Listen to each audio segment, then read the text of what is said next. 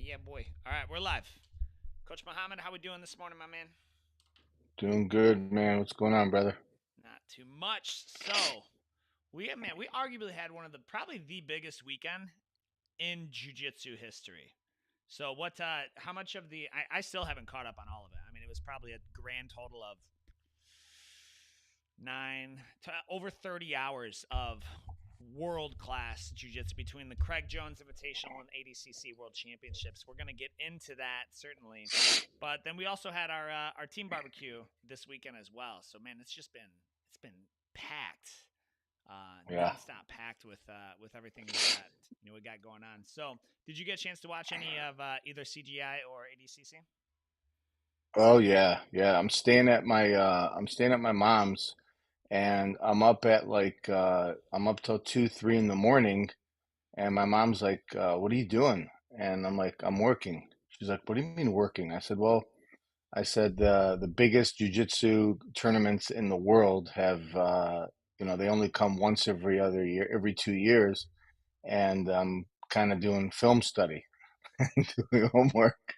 So I didn't get the chance to catch them live, but I caught almost every single match at between 12 and like 3 or 4 in the morning, and just studying them and catching up. But yeah, they were like, bro, they were amazing matches, amazing fights, and all the drama, the build up, and it was awesome. How about you? I'm not. Yeah, I saw a good portion of it because we were prepping for that. We did the watch party at the gym, so we were prepping for the barbecue as well. I'm not at all convinced though, because there's a lot of hype behind it. Of you see, CGI wants to pay competitors more. I'll tell you this. I mean, it was more exciting than anything that the Olympics had put on. I mean, the Olympics was just a cesspool of like amateur performance comparatively speaking. So wrestling was okay, but I'm not at all convinced that CJI and ADCC they didn't get together and they were like, "Hey, look, we want to make a big because it was a big weekend." So I think Yeah. I know there's conspiracy it was fake hype between Mo and Craig. Did you read any of that? Yeah, I didn't get that. I believe that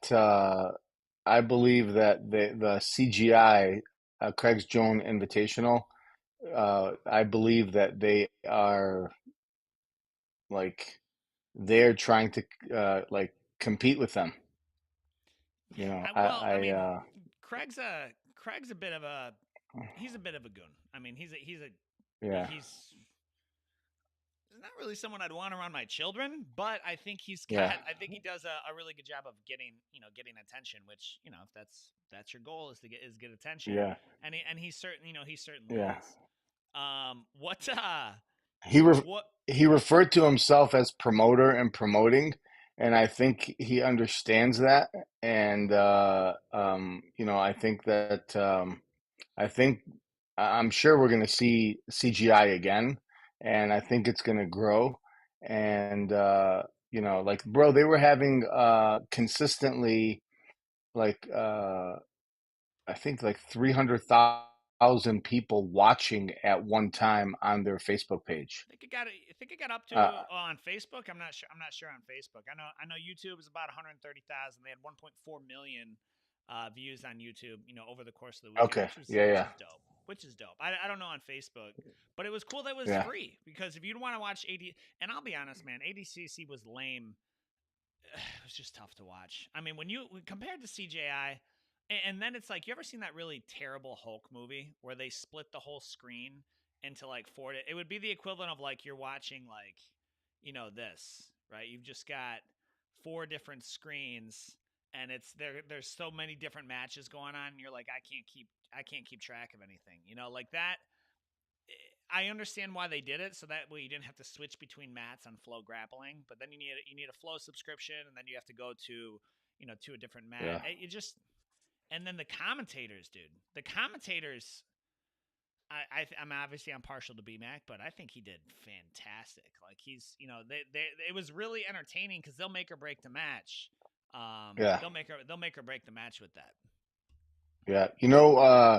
My favorite part of sports, other than the actual action, is the commentating. And if you know jiu-jitsu, and obviously I'm sure they get cheat sheets, and I mean, they're most of them are lifelong martial artists. Like there's a lot of history between each match, each person, and there's like friendly rivalries, and there's rivalries where, like, not so friendly.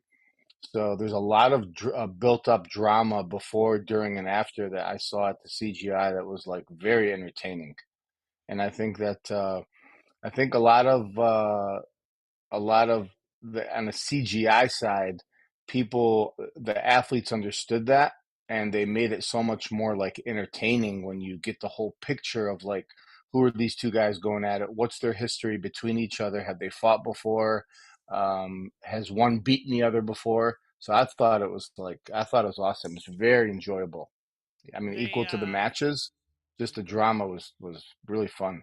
dude, that they, I think, what I will say is there was several big names, right? Like overall, I'm probably partial to CJI, but there were several big names. I mean, there was a lot of people on that card that they were like no one really knew, or you kind of brought in like pure wrestlers versus jujitsu guys, and it was kind of it was like you kind of took like a great thing and you just diluted it to each tournament.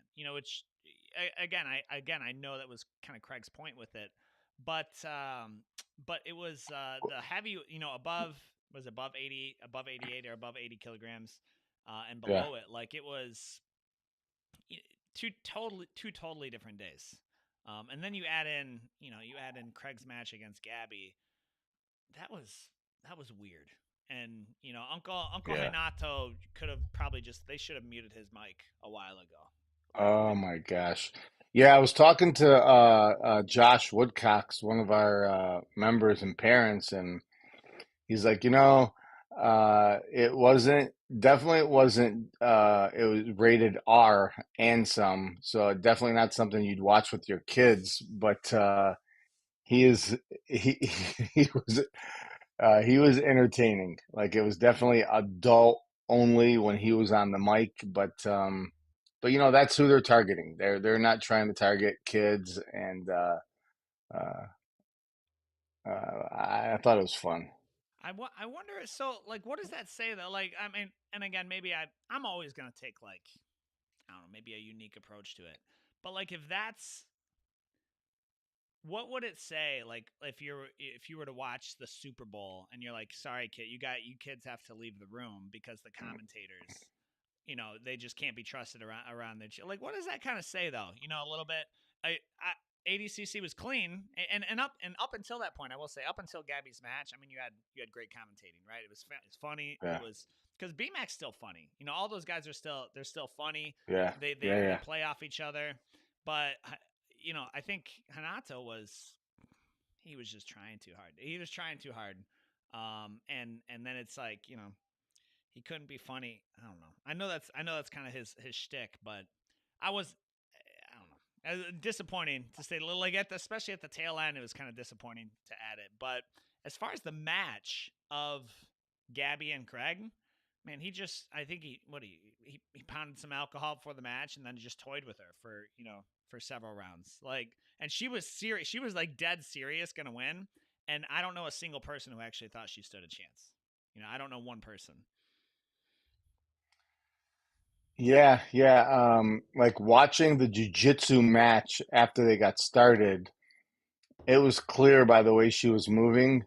Like she just conceded that, she was outclassed. There's nothing physically that she could, technically or physically, she could have done.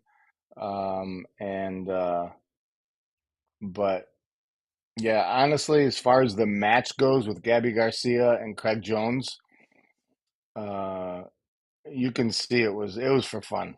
It was all It fun. was As a soon as PR she stunt. realized, yeah, as soon as she like, look, I believe if Gabby could have gotten any offense on him, then she would have. But I don't think she just couldn't.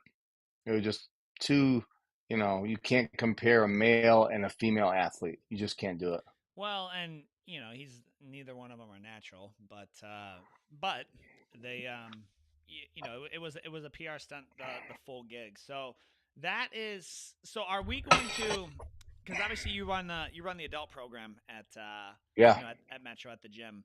Are we going to be seeing more, doing more ADCC opens, the local opens as a team? What are your thoughts on that? I know you're a gi guy, but what do you think yeah. about the opens? um, I'll tell you this. A lot of our team that goes to the opens, everybody comes back and say they enjoy it. When you So when you everybody say comes. the like tournaments in general, you mean just like local tournaments? The ADCC opens. How many Yeah, guys have we had? How many guys have we parents. had go? Like I know we had like what Shaheen and Colin and who else went? Like 20. Shaheen's gone. Colin's gone. Excuse me. There have been quite a few, and we've had quite a few kids that have gone to compete at the ADCC opens. So, I mean, for somebody who is like, they're like they like to compete, and they're competing kind of regularly, and I would say they're seasoned a little bit, like they got a little experience. So, it's probably not the best tournament for the first time competitor, but everybody who's gone, they really enjoy it. So they push the action, um, and it's not a tournament that rewards you for positions. They reward you for action, and the refs are like on top of you, like they're like go go go. So we kind of have to. Hopefully, they if they continue to grow and they get some more within driving distance. I definitely can see us go as a team because it's good experience. Yeah, Africa. Wow, they're all Portugal, Wales, Maldives, Japan. Is there any in America, dog? What's going on here? ADCC, Kuwait. They came out of nowhere and just blitzed the globe, man. Israel? Oh my gosh. Isn't there enough violence going on over there right now? Good night. Asia Open. There's none in America. There's none in North America. Oh, Vegas. That was the 24 calendar. All right, so I'm delayed here. Did you hear about the speaking of tournaments, did you hear about um the new AGF rule? Please tell me you heard about this. I feel like I did. Refresh my memory. Dude, it's for tiebreakers, the guard puller loses. Really? That's a game I mean, it's a game changer right there. Like in terms in a tie, they're considering the guard as passive. And they're like, no, if you pulled guard and all things equal, the guard puller loses. And to me, I'm like, dude, Well, that will drastically change the approach, as it should, in my opinion, as it should. Like no one wants to see just yeah. burying your head, kind of holding it down, like no one wants to see that. Yeah, so with uh, uh, Ty Rotolo, was it Ty or Cade that fought Levi Jones Leary I think it was Cade. in that last match? Yeah. Cade, yeah, did you see that match? No, I haven't. Like I said, I caught CJI. I caught Gabby Garcia, and then I'm catching up on day two because I heard him and Tackett were good, and then him and Levi as well, which is Yeah, so for the questionable. finals match and $1 million match, the guard puller Levi, he actually won the first 2 rounds, and then Cade, he won the second 2 rounds, and Levi was basically on his back the entire time. Now he's got an amazing, amazing guard. And they ended up giving it to he won $1 million via split decision. But I will say, if you understand jujitsu and you know who's initiating a little bit more, who's attacking a little bit more, and who's getting who on the offensive, who's making a person react versus initiating a little bit more of the action, you had to really understand jujitsu to see why he won. But in that case, I would agree. And all things even, um, I still think it's pretty clear if you know what you're looking at in jiu-jitsu, who whether you're trying to pass or you're trying to sweep and submit from the bottom, it's still pretty clear who is the initiator. So uh, yeah, and I think that match when you watch it, you'll probably see that's a good example of we're going to give it to the top person versus the guard player. Well, So. was he? Cause was he stuck in close guard the whole time? No, no, no. It was complete open, man. It was I open. think that's what they're referring to. Is if you're I mean, Brandon Quigg just made the announcement for the AGF this past week, so they were just Oh, talking about the rule change, and Alvarez was like, "Cool, now I need to go back and watch 7 videos to make sure I understand the rules because they're big on that, dude. Like they literally just played the game of jujitsu of the sport. So that hey, I hey, think it was if they're closed guard. bro. Um, if the rule set is submission only, then that is the rule set. If the rule set has submissions and sweeps and advantages, then that's the rule set. So you can't, people got to understand it's not about like it's only about the rules and how you play within the rule set. So, people, they don't, some people get like disgruntled or angry because they lost or this person should have won. Every, uh, every grappling tournament has a very specific type of points or rule set or judging criteria. And when you understand that, like honestly, it's pretty consistent across the board. It's it I get that, right? And I think if we if jujitsu peeps strictly marketed strictly marketed um strictly marketed themselves um as like just a game. Like, hey, come join our sport over hockey, then fine. But what do we say? Like, what do we say when someone comes back from a tournament? We ask them, how did their what go? How'd their what go? Or if you had a match of some against somebody, they will routinely say, who did you Face, verse. who'd you fight? Right? Like so, Who'd you and fight? Yeah, it's yeah, not number one. It's not a fight. Jiu-jitsu matches are not fights, in my opinion. Right? yeah. Like if I'm not kneeing you in the face and throwing shit, it's not a fight. But if you want to claim to be a self-defense, and if you're like again, if that game kind of changes a little bit, I think it's a little bit of a slippery slope. I think it's just a little bit of a slippery slope, and I mean that's kind of my stance. And I know like I'm unique. I'm unique with that. I'm probably alone a lot of it. But if you're going to, if that's going to be your play, like if we're going to promote it and market it as self defense, number one self defense, then it's kind of we got to kind of keep a level of that in mind. I'm thinking of like donkey guard. Um, that's just not gonna. It's just not Yeah, gonna happen. So yeah, but it's not self-defense. It's like totally sport, bro, because in CGI, I believe you're not allowed to grab like one or two fingers. You have to grab four. mm-hmm. Like just that alone, if I was able to grab two fingers and hyperextend two fingers, that changes like, your grips when you're trying to remove somebody's hands off you. So it's totally sport. Like it's, you know, does it overlap in self-defense in the street? Absolutely. But like, in self-defense in a real fight, you could poke somebody's eye out, you could bite their fingers, you can kick them in the groin. Like that's real self-defense. Real self-defense is like you don't want to like protect any part of their body. And these matches that we're watching, they're 100% sport, bro. 100.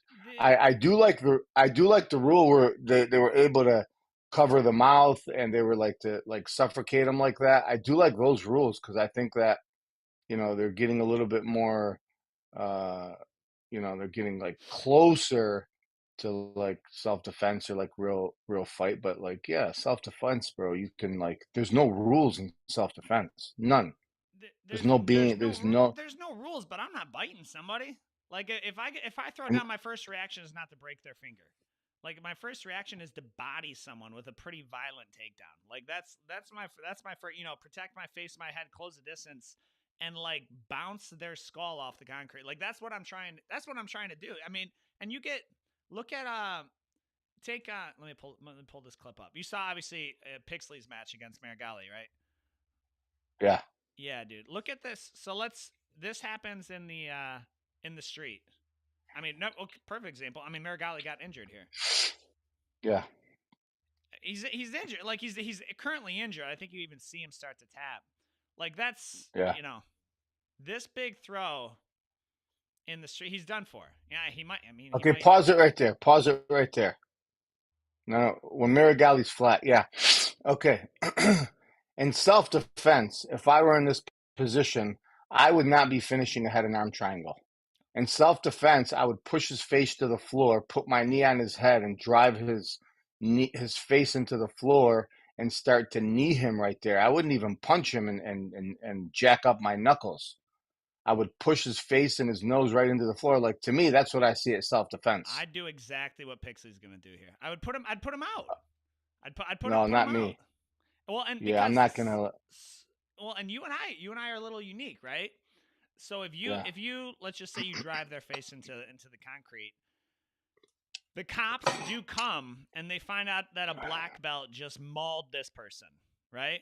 Like you may or may not be facing some serious some charges, and or even if you don't train jiu-jitsu, you might. you know I what's mean, like funny? there's a liability. There is a liability of maiming somebody. Talk to you heard Chad's story, Big Chad at Metro. You heard his story of how he got attacked at a bar and he just turns around and just decks the guy. Guy falls over, hit Yeah. his head. 10 to 15,000 in lawyer fees later. Chad's off the hook. Wow. But Well, look. he got attacked though, so it was true self defense. Yeah. Wow. He paid 10 or 15 grand. Dude, he got like he literally the cops came to his house the next day, and where are we at? The cops came to his house the next day, and they were like, yeah, we got you here doing this or whatever, and he literally just decked the guy. Like the guy hit him on the back of the head a couple times, and Chad's a big dude, so and he just got up, one and done. And the guy fell over, hit his head, and then he pressed charge. I think I think he ended up like taking some type of plea to where like the charges were dismissed. But dude, that's compare that to if you had just taken him down, gotten on top, and like we're kind of done here. So like there's the ability to kind of control those two, and I don't. Yeah. I get the sport aspect, but Well, I yeah, mean, that's another thing I is do, man. I know. that's another thing. If you're getting into like if you're going to go to the floor in a bar, it's probably not a good idea to go to the floor. I'd rather kick somebody in the kneecap and get them on the floor and, and do it that way. Like I'm not going to go to the floor with in a large populated area. That's it. That's just me. I'm not gonna. If I had an open space to work with, yes. If I had to worry about like more than one person, maybe, or I don't know if anybody's there to kind of, you know, it would have to be the right time and the right place for me to go to the floor in a real self-defense situation. But yeah, and if I do, like I said, I punch somebody in the face, I'm going to worry about, well, what if my knuckle opens Yeah. up and their blood or saliva gets on Yeah, my no, knuckle? it's that's why it should be avoided. I mean, that's honestly why it should be avoided at all costs. I mean, violence is, it's I mean, there was a couple articles I almost shared of like pretty senseless violence recently in the Detroit metro area, and it was like I was like, this is why, dude. It was coming back from in front of Planet Fitness, walking back from the barbecue, we were getting stuff, and there were these two guys just jabber jawing, both of them severely out of shape, and I'm like, okay, no wonder you're both just kind of yapping at each other because you're both like fighting like heart disease at the moment, like so just go on your way, dog. Like, and I'm just Well, they were what's fighting. the point? What's that? They were fighting? No, they were like, well, I think you should, and they're like 15 feet apart from each other. I'm just saying, I think you should do something, man. Well, you should stop running. I'm like, guys, either like kiss or start fighting. Like just quit making yourself feel tough. 15 feet apart, you know. And it Yeah. was in front of, of course, Planet Fitness, and I'm like, dude, it was honestly, it was sad to watch from a man's perspective. I'm like, this is just go like two doors down, like get a trial and get some of that aggression. I don't even know what sparked the argument, but I was just like, I was grabbing stuff for the barbecue, and that that was it. But it was tough. It was tough to watch, dude. It was really tough to watch. And again, it was just two guys out of shape, um, running their mouth. I don't know, man. I don't know. But speaking of the barbecue, let's transition to that. So we had some award ceremonies. Obviously our sixth annual team barbecue, and our award ceremony for for some of our adults. You want to speak to that? Yeah, the barbecue was the barbecue was awesome, man. Like we beat the rain. We had Yeah, to like really get out of there the last couple monsoon. minutes. Yeah, it was I was talking to Evelyn Ortner's mom, Oh, Lisa. and yeah, we were talking about the first barbecue that we had. Like it rained like really really hard, and we're like Was that the I first one remember. ever? I remember it. Was that the first one ever? Yeah, yeah, and if you remember, we That were was like, you ridiculous. guys, you know what? This is our first time here, and not only the rain, but there's other people and there's other haters out there that are going to do what they can to stop us from, the mission of Metro Jiu-Jitsu. And I'm like, let this be a lesson that, nothing's going to stop us. We're going to get through this. And it was like, it was, It was an entire because that was back when we did belt promotions at the same time as the yeah, barbecue, and then yeah, we were like, those are yeah, just too big of it. Like, we'll keep it separate. But that was like we were we were handing out belts in the they were getting poured on, and they were just people get soaked in their gi. So imagine like a heavy gi, and we were under yeah, and on it, dude. It was that was why. I mean, like, thankfully over the years we've kind of like prepped for it. yeah, Getting everything in, weatherproofed and whatnot. But that was wild. That was absolutely insane. And I think yeah, there's some level of like when it's raining, you know. Sometimes the best thing you can do is just let it rain. Like you're trying to dodge yeah, it, and then you only get partially wet. Because once you're like entirely wet, you can't yeah, get any wetter, right? Like so once you're yeah, you're yeah, soaked, you're soaked. So that was yeah, that was those who were there remember it. I guess I didn't realize it was the first one though. What yeah. so what were some of the awards that we gave out though? That you gave out, and then what were they based on? Can we go? I know you explained it in detail at the at the barbecue, but what were some of them, and what were they based on? What was the criteria? Yeah, so we have like our core values that we made up, and we have community, we have hard work, um, we have growth. What are the other ones? Community, hard work, growth. Growth, enjoyment, community outcome, and hard work. Yeah, yeah. So those are our like those are the core values, and that we set, and take outcome for example. Like you start jujitsu and you set a goal, and your goal might be to lose 30 pounds. You set a goal why you started jujitsu is because I want to learn self-defense. You started jujitsu because you know what?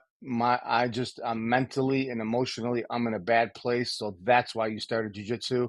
So that was one of the awards that we gave out is, someone started jujitsu and they are meeting their goals and they've gotten a lot closer to uh checking off that box, and we've had so many members that were up in the running for this award. And another one was like hard work. You and I sat down for this one for a long time, and we're like, okay, how can we make hard work sound a little bit easier? Can we, change it to, something else? And we couldn't get another substitution for the title or the award or the value that we have of hard work. There's no way around it. And you and I both know jiu-jitsu is hard. It takes a lot of work. You have to be consistent. You have to be resilient. You have to be persistent. And that was so we recognized some of our members. We narrowed it down by how often they're training and what kind of work they're putting in. One of our members had 400 and some classes in 1 year. 400 and some classes, but in 1 year. Yeah, We had that another was member. Colin. That was Coach Colin Yeah, here. yeah. We have another. That's like. I mean, think about that, right? Like, so if the average, let's just say the average dude's training 2 days a week, that's 104. That's 104 classes a week, or 104 classes a year. And Coach Collins put in like four. It was over 400. It was like 432 or something. Like something Yeah, obnoxious, right? Like to where like I don't know. I remember training 2 days with Coach Bruno for I think it was Masters Worlds or something a couple years back, and all yeah, I pretty much could do was go train, sleep, and eat, and like rest. Like when I wasn't training, I was resting. Like because it yeah, just hurt so bad. Um, yeah. Obviously he's a little And you know younger, what? but Yeah. go Yeah, ahead. and it hit me while we were at the barbecue is like Colin is a little bit younger.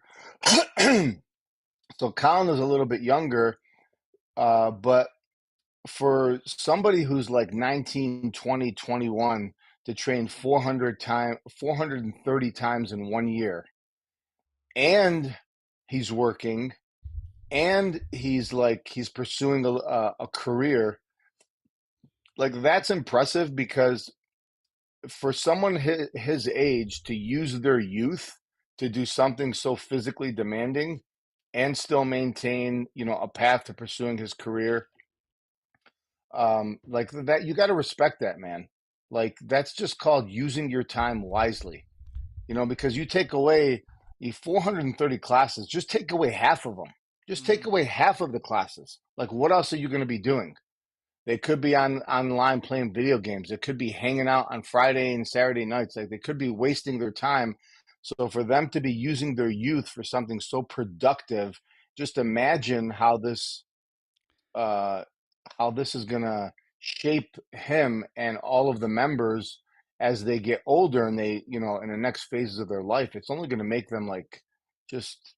It's gonna make them unstoppable. And then another one was uh, in community, like what you bring to the table is like real important. And we have an approval process at Metro. So you think, oh, you know what, I want to start jujitsu. Well, the thing is with kids, when we enroll children into the program, we're not just enrolling parents, we're enrolling kids, we're enrolling parents as well. So if mom and dad are not a good fit for us, then we're just not going to be the right place for you. For adults, if we just don't like the vibe of the person, or you might not be the right person for us to be around, you just got a shitty attitude, you're not a good team player, and loud and obnoxious. We don't need your money, and we don't want to fill the mats with people like you. And as far as community goes, that was a big one for us. Just the other day, we had a member, or we had somebody come in to try out the gym, right? And they were mat side, and we spoke to them about, look, let the coaches do their job. They can't coach, and the kids got to feel comfortable. The kids have to start to take a journey of sports and competition on their own. Because in real life, real world, in the workforce or in a competition setting, you're not going to be able to help them anyway. They're all out on their own. Right. So so we explained that to them. We had this one parent that, they got all hyped up and they were trying to coach they're like, you know what, this is their first day on the mat. And they're Did like, they wrestle at all? okay, Did the kid no, wrestle at all? bro. So he wasn't even a No, wrestling no, parent. no, And no, was it a no. dad, or was it mom or dad? It was a dad. And Did so he the did dad, he wrestle? no, man, nothing. So the dad is like, hey, can you get my son with somebody more advanced? It looks like the kid doesn't know what he's doing. And so, I, immediately I'm like, okay. you know what? Emotions get involved. You never see your kid like this or whatever, and you've never seen jujitsu right up close. I'm like, look, there's going to be times when your son is with somebody that seems like it's way too much for your son to handle, and your son's getting his butt kicked, He, and physically and emotionally, you're going to see your he son was struggling. asking for a more advanced kid or a less advanced kid. Ye More advanced. So then he's like, so I'm like, and there's also going to be times when your son is looks like he's too big or he's too strong for the kid. So that's the circle in the life of jiu-jitsu. So I'm like, you know what? Give him his space. Let the coaches do their job. And because the easy thing to do would be like, oh, that's what you want? Let me grab a kid who's been here just a couple months, like a little bit more advanced, How old was this kid? probably like under 10, There you go. There you go, like Dad. like 7, 8. Let's body your 8-year-old the first day in the gym and make it so that he's injured and never wants to come. I've lost track of the amount of parents who have ruined the sport for their kid. Like, Yeah, I mean, I know, like when you and I have meetings, like I'll let loose on these parents. Yeah, I'm not gonna let loose on the mic here, but it is. I can tell within 10 minutes of meeting every family. I'm like, yep, I know which box you're going into. You're gonna be in this box over here. And there's yeah, like 6 different boxes, right? There's really heavily involved.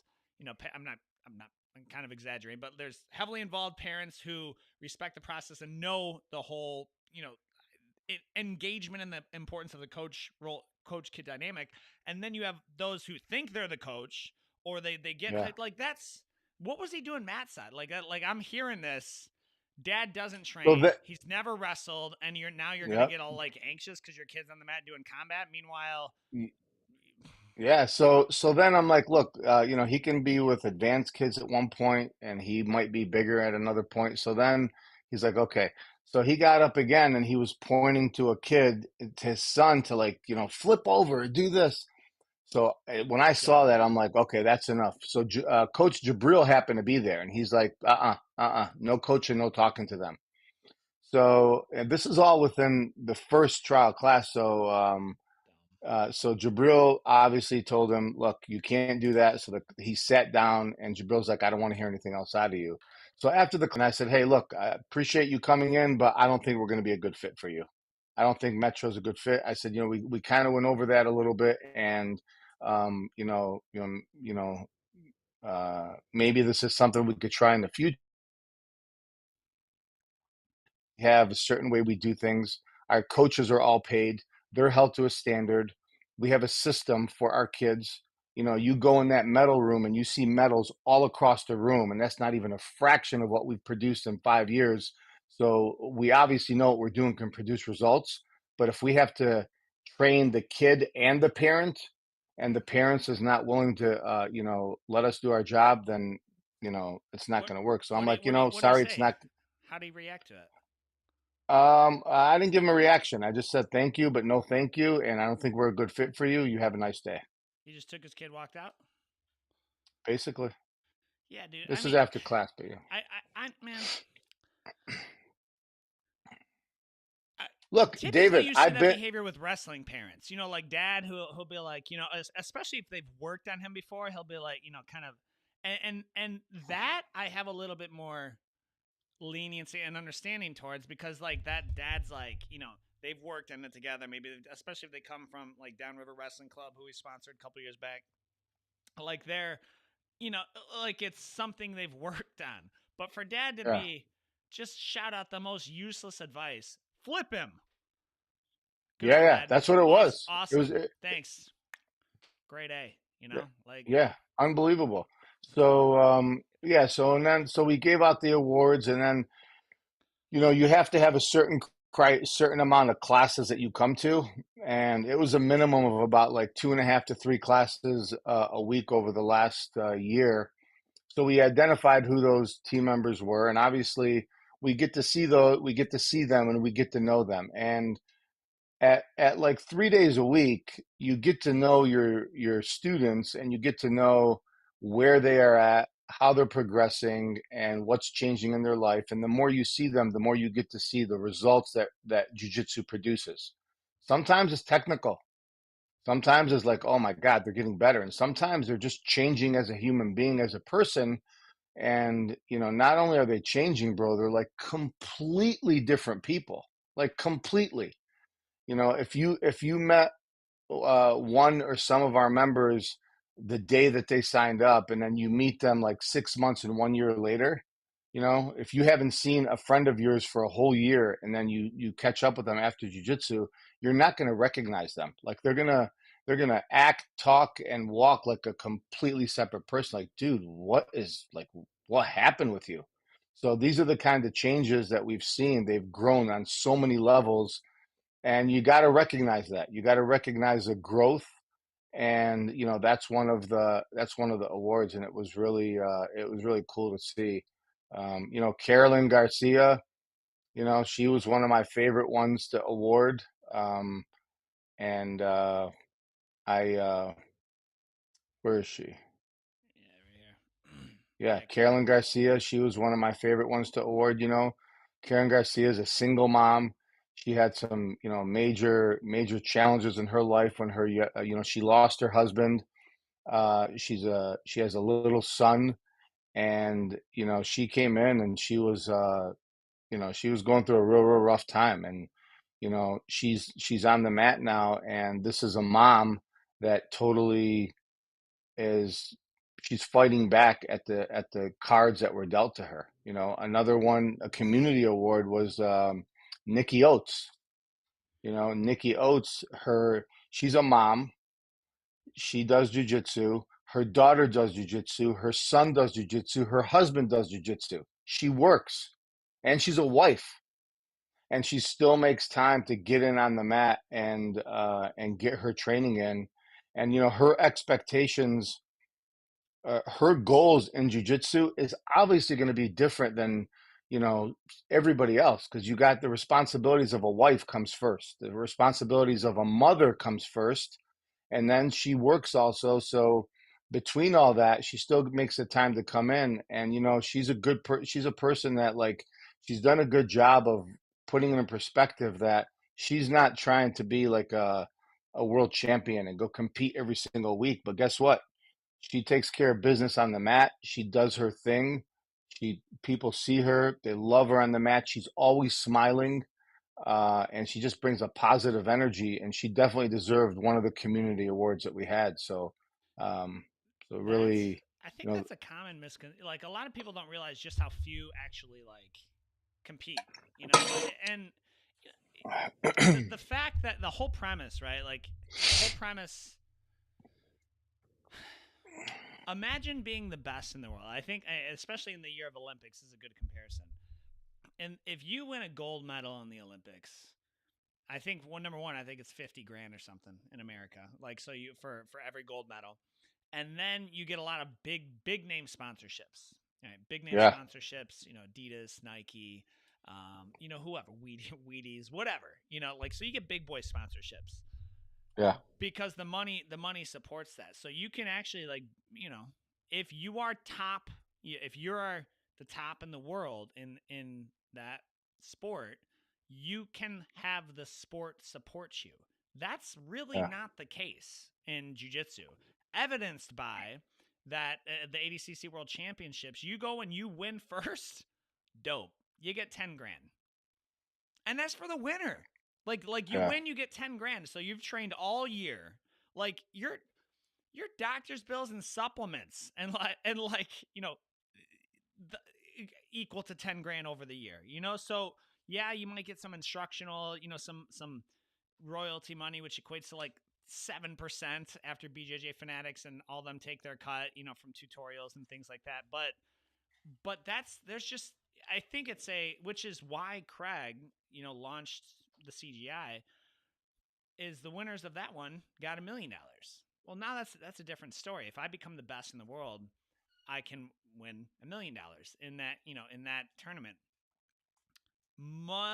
For the far majority of the millions of grapplers around the world, in America especially,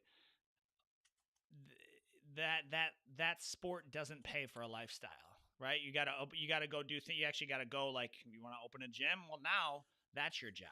You want to open it. It's just like any other business you were to open. That's your job, and you need to continue to train. So most people don't compete, and they view this as supplementary to their lifestyle, supplementary to it. And so it's and we talk about, the early morning 6 a.m., 11 a.m.s.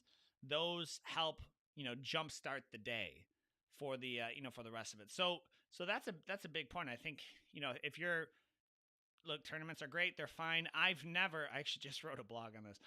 I've never been able to go to Meijer and redeem my Naga belt for groceries. They don't take it as payment. It's not currency. Like, I show up with my IBJJF medals, and it's no good there, right? Like, my mortgage company doesn't accept my medals as payment. So then now it's like the real value of what's actually the what's truly valuable. If you want to compete, cool, dope. We could, there's a roadmap for that. But it's something you do. It's really not who you are. And I think that's even interesting. You talk about who was it? I think it was Big Dan at ADCC. He's like, yeah, it's cool because I've got other interests. Is effectively what he said. I think he was talking about his family. I can't remember who it was, but it was funny to me. Like, you've got him at the ADCC, and he's like, yeah, I've got other interests. This is just something that I do. I was like, okay, that's valid. So a lot of people, they think you have to compete, and the majority of people don't. So what big, super busy weekend for us this past weekend. Finally got a chance to catch our breath. What a lot of people are asking of what's the status of Canton? The Canton area location that we're building out. You want to talk on that a little bit? You want to go into it? Kind of what our timeline is for folks following along? Yeah, so Canton is coming along. We are waiting for, I'm hoping that anytime within the next week or maybe as early as the next, when is summer camp over? Livonia ends this Friday, and then Southgate ends next Friday, 30th. Okay. Yeah, so I would say in the next 2 to 3 weeks maximum, hopefully we will have a soft opening date. And a soft opening date, I would love to have in the next, I don't know, 60 days, I would say at that's my goal is worst case scenario, 60 days, a soft opening date. And a grand opening date, this is not official, but I'd like to have it sometime around, Christmas or New Year. But the soft opening date is essentially saying, you know what, construction is going on, and we are going to start to run some classes. We're going to open up the gym, and we're going to be working through all the construction, kind of like we did through Southgate. Yeah. It's definitely going to be a working progress, but uh, yeah, so I'm hoping that we can announce a soft opening date and just let everybody know classes are going to start running, while we're doing construction, and hopefully grand opening.